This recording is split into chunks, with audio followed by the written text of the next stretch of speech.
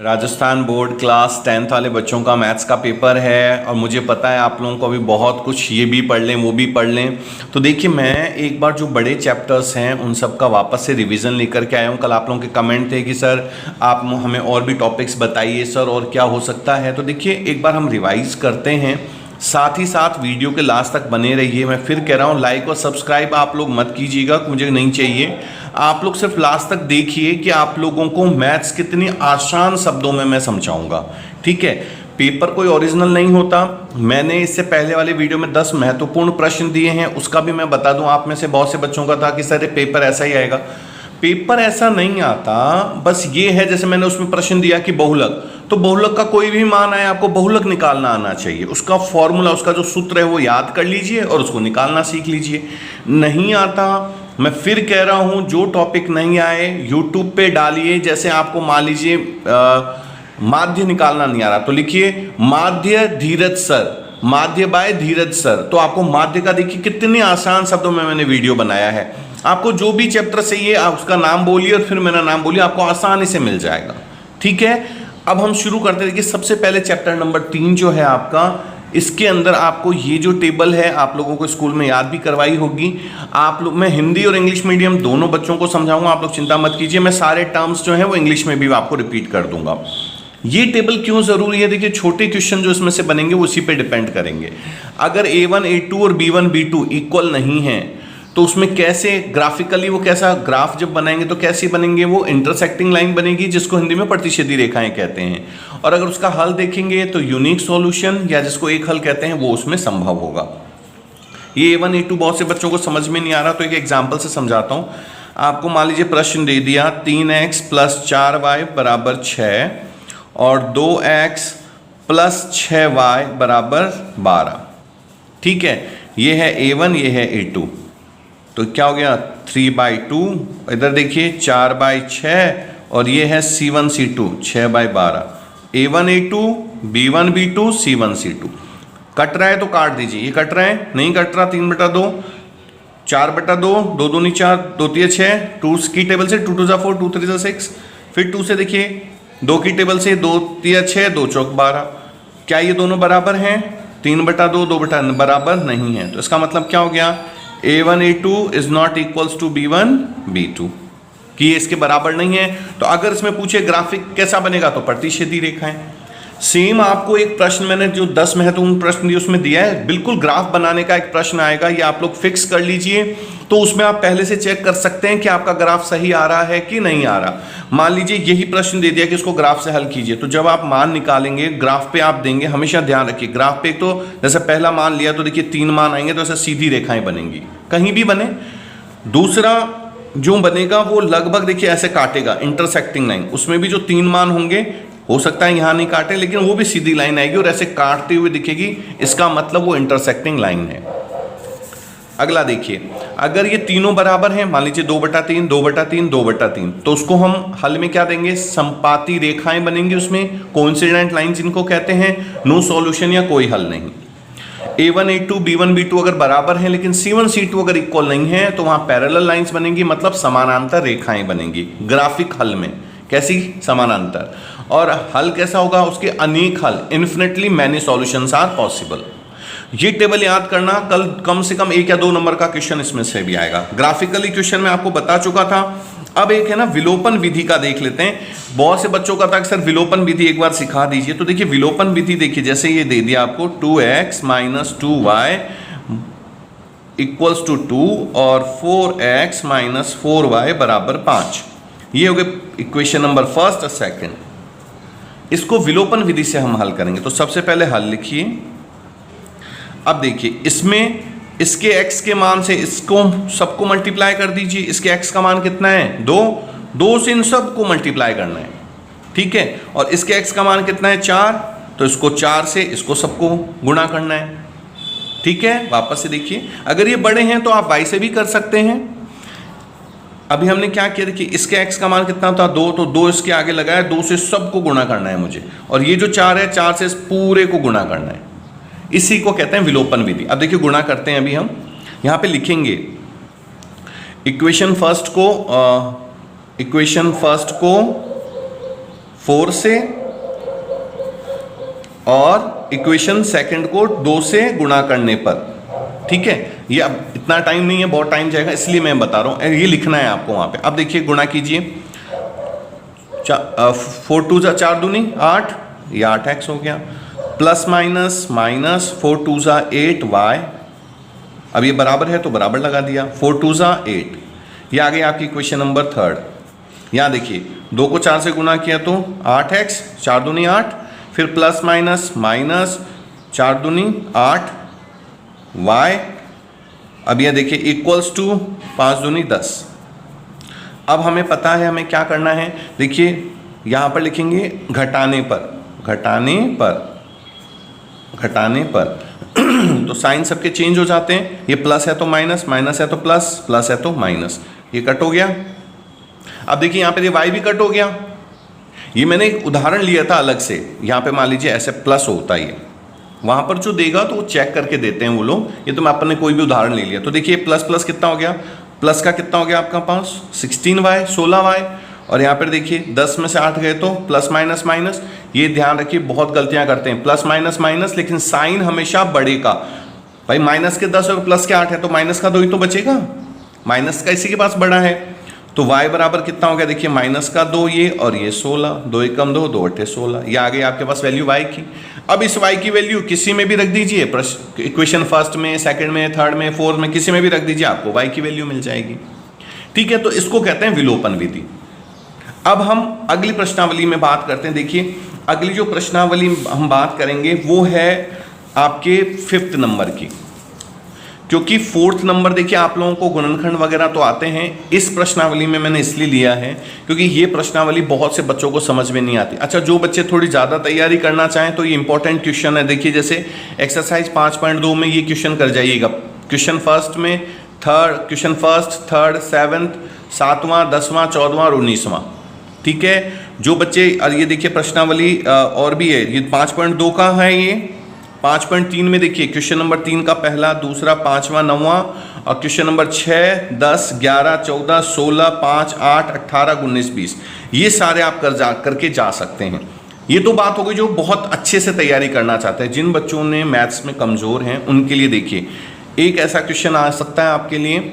सबसे पहले तो ये सूत्र याद कर लीजिएगा, an अंतिम पद, इंग्लिश मीडियम वाले लास्ट टर्म, a प्रथम, n-1 पद n पद को दिखाता है, और d सार्वंतर को। इंग्लिश में last term, first term, term और डिफरेंसेस। ठीक है, इन चारों में से कोई भी 3 मान दे के एक मान पूछ सकता है। मान लीजिए ये दे दिया, a दे दिया, n दे दिया, d पूछ रहा है, तो अब आप क्या करेंगे, पहले प्लस का उधर जाएगा तो माइनस, फिर माइनस का एक उधर जाएगा तो प्लस, n माइनस, जैसे मान लीजिए 10 है तो 10 में से 1 गया 9, 9 इधर चला जाएगा, ये मल्टीप्लाई में देखिए गुणा में, इधर जाएगा तो भाग में, डी का मान आ जाएगा।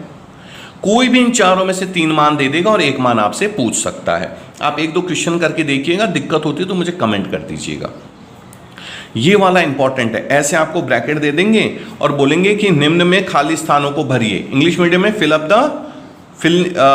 Fill the blanks, filling the blanks, इनको फिलअप्स कीजिए, ये जो खाली स्थान है फिलअप्स कीजिए इनके कंप्लीट। कैसे करेंगे आप, तो इसमें पहला मान हमेशा a का होता है, दूसरा a प्लस d का, तीसरा a plus 2d, a plus 3d, ये सीक्वेंस लिख दीजिएगा।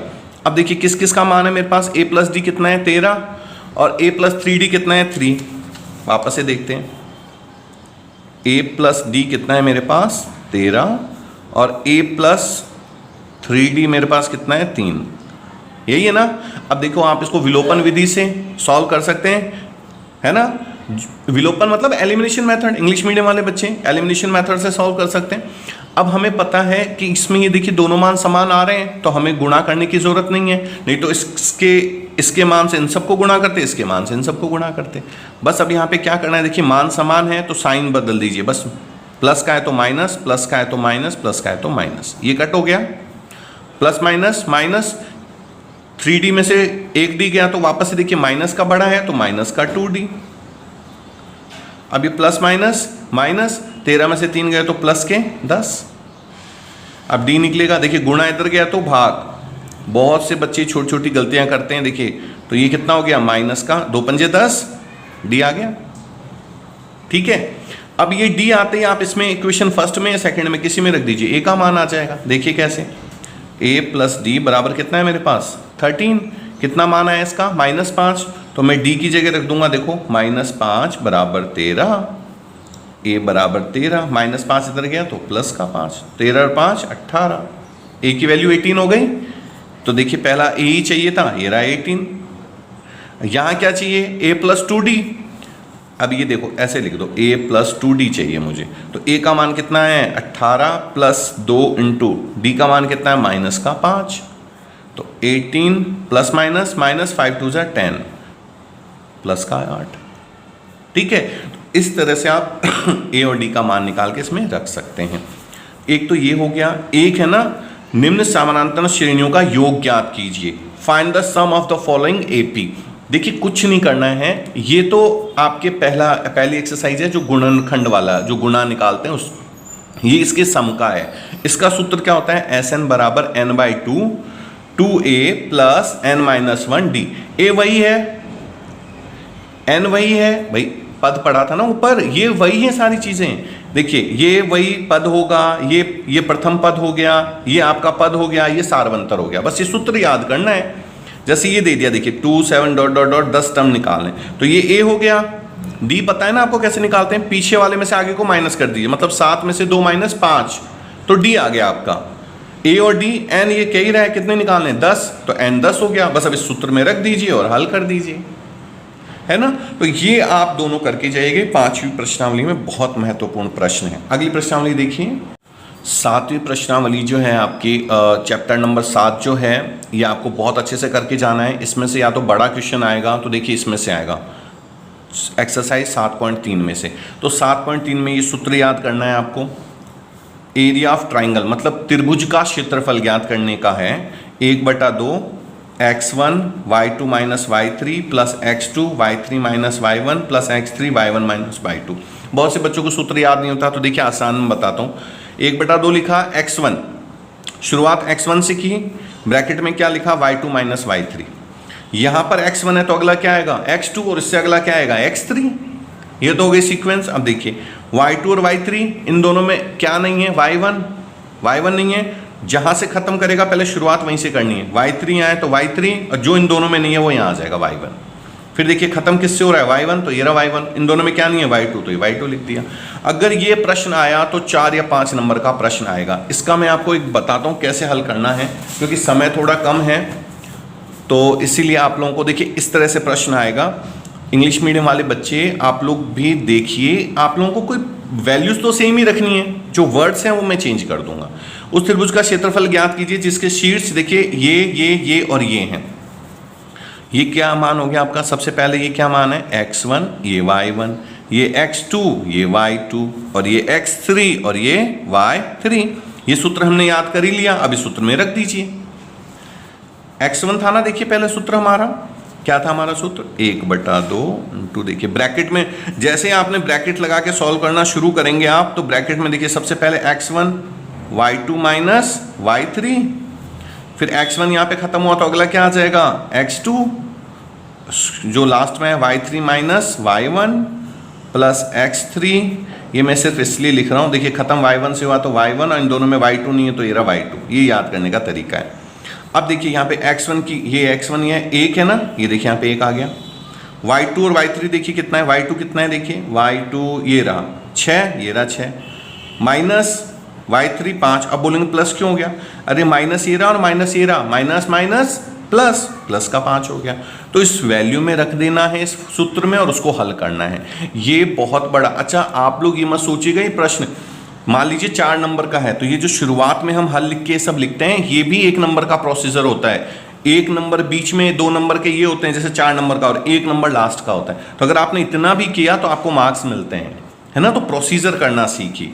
दूसरा देखिए इसमें है ना, एक और है जो आपके 7.1 है, find the distance between the pairs, निम्न युग्मों के मध्य की दूरी ज्ञात कीजिए।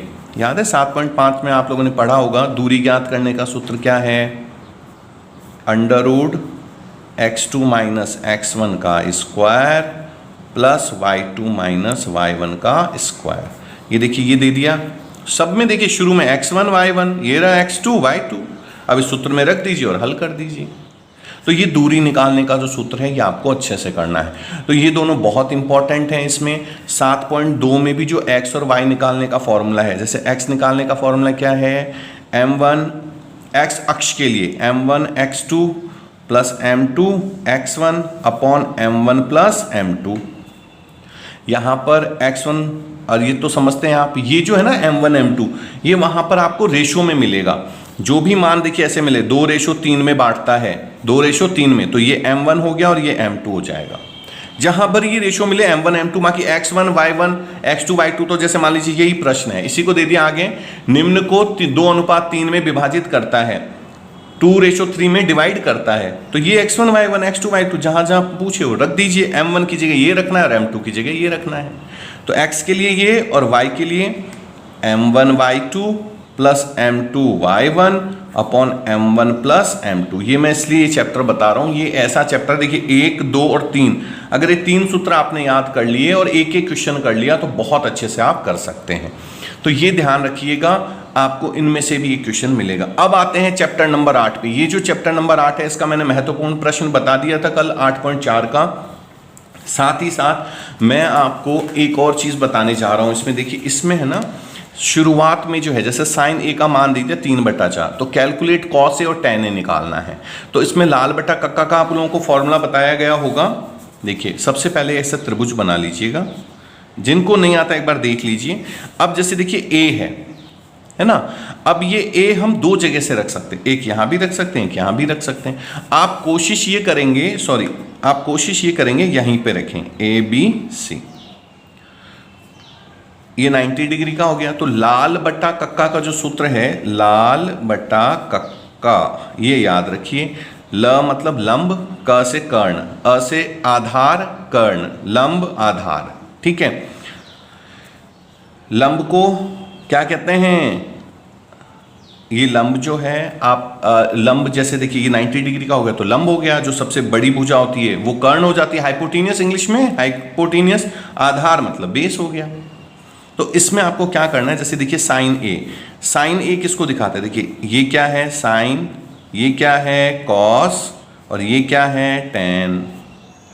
तो साइन किसको दिखाता है, लंब बटा कर्ण, सॉरी ये नहीं दिखाया ऐसा, ये वापस से देखिए, लंब बटा कर्ण साइन, ए बटा के कॉस, एल ए बटा टेन, ठीक है। तो लंब बटा जो कर्ण है साइन को दिखाता है, तो कितना मान दिया था 3/4। तो देखिए, तो ये 3 हो गया, ये 4 हो गया, तो लंब तो 3 और कर्ण 4। तो पहले आपको क्या निकालना पड़ेगा, आधार। देखिए बहुत आसान प्रश्नावली है ये। इसमें देखिए साइन कॉस टेन कर दिया, अब इनका उल्टा, टेन का उल्टा कॉट सेक और ये साइन का कॉसेक। मतलब जैसे साइन का लंब बटा कर्ण है तो कॉसेक का क्या हो जाएगा, कर्ण बटा लंब, उल्टा कर दीजिए बस। ऐसे ही कॉस का आधार बटा कर्ण है, सेक का कर्ण बटा आधार, उल्टा कर दीजिए, इसमें भी उल्टा कर दीजिए। आधार निकालने का सूत्र क्या होता है, देखिए आधार का जैसे आपको BA आधार निकालना है, स्क्वायर आता है ना, कर्ण का स्क्वायर माइनस लंब का स्क्वायर। तो ये कितना हो गया, 4 का स्क्वायर 16, 9, 16 में से 9 माइनस कर दीजिए, कितना बच गया आपके पास, देखिए 7। अब ये 7 तो किसी का स्क्वायर होता नहीं है, तो BA जब निकालेंगे तो ये अंडर रूट, स्क्वायर हटा तो अंडर रूट, तो BA की वैल्यू कितनी आ गई आपके पास, √7।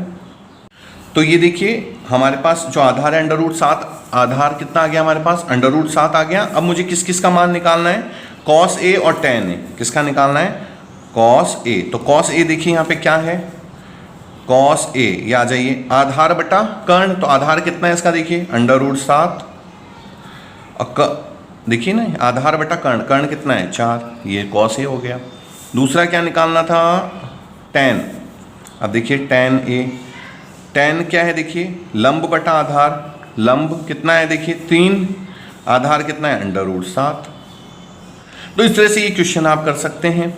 इसमें आपको मैं फिर कह रहा हूँ, जिन बच्चों ने भी साल भर नहीं पढ़ा है, इसमें ये जो 8.4 प्रश्नावली देखिए 4 तो महत्वपूर्ण प्रश्न हैं ही, इसमें टोटल ये जो क्वेश्चन नंबर 3 है इसमें आप पूरे क्वेश्चन करके जाइएगा। एक क्वेश्चन इसमें से आपको 101% मिलेगा जो बहुत इंपॉर्टेंट है।